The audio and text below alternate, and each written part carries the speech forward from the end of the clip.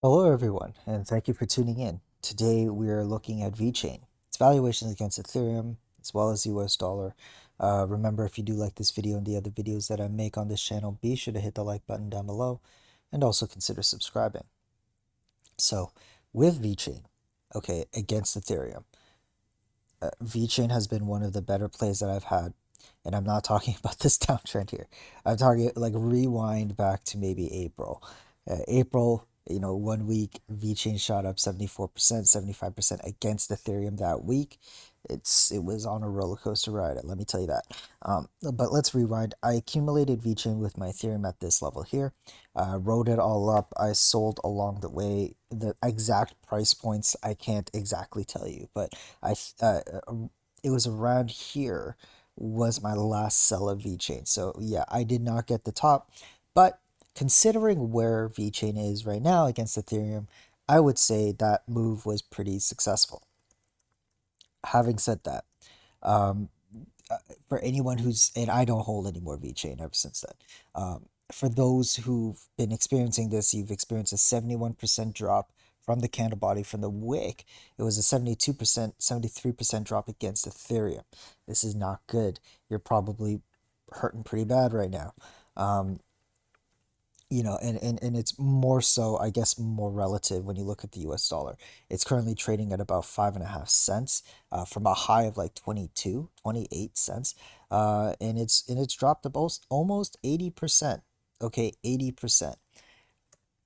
What we were hoping to happen to see was that last week or 2 weeks ago when I was filming, made a video on VeChain, we were looking at this and saying, look, that there's a considerable gap between the price and the 50-week moving average, which is potentially a line of support, as we've seen maybe back here in November.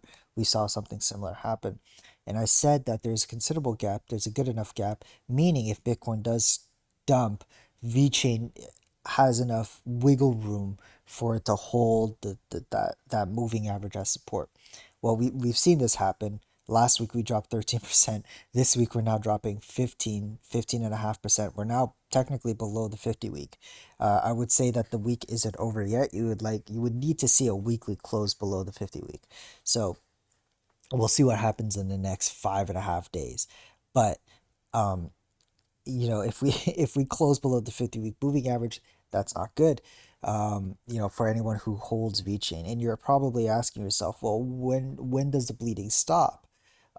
Well, it's hard to say. The main thing to look at is Bitcoin, right? Bitcoin needs to stop bleeding.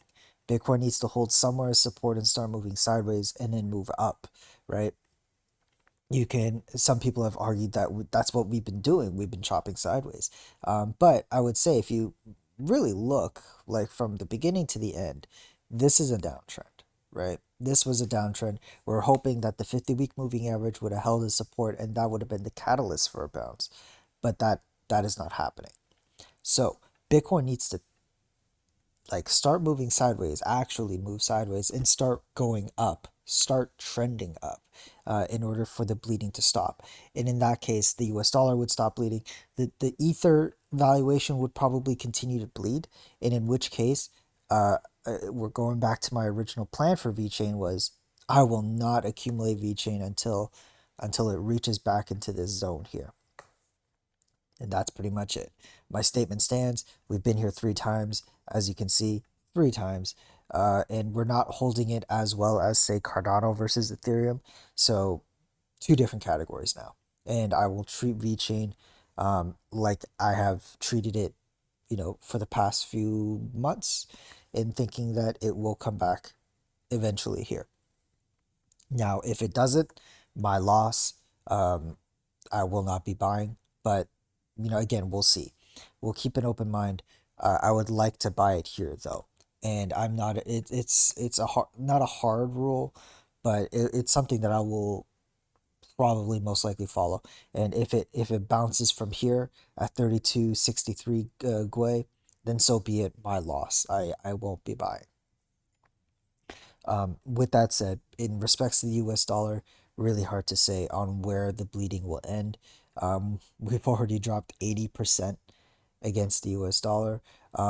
it wouldn't be surprising if it could come down to 90, maybe down to this line here, which would be 85, where we would be holding support at around this area or potentially this area. But regardless, wherever that is, it's a considerable drop, further drop down. So be prepared. If you're if you bought the top of VeChain, it it sucks. It sucks to suck, but um, entirely up to you on how you want to play it. You can start dollar cost averaging your way down. You can wait a few months before you start dollar cost averaging. Maybe try to wait for some kind of bottom from Bitcoin as confirmation for you to start accumulating altcoins like VeChain. Entirely up to you. You can sell your entire position and call it a day at a loss. Entirely up to you. But yeah, with this, it sucks. It definitely sucks. But I don't think selling your position at this point is such a good idea. Um, it's one thing to experience this, but it's another to sell your position at an 80% loss. Yeah, an 80% loss if you bought at the top and then you saw it come back up and it goes to like 44 cents or something. That would really suck. But again, entirely up to you. Doesn't really matter to me what you do. It's not going to affect me. But those are some options. There are options that you can consider. You can sell your VeChain. You could hold it. Start dollar cost averaging now. Dollar cost average later. And maybe use Bitcoin as a means of defining when that begins. When Bitcoin finally finds a bottom somewhere. Entirely up to you.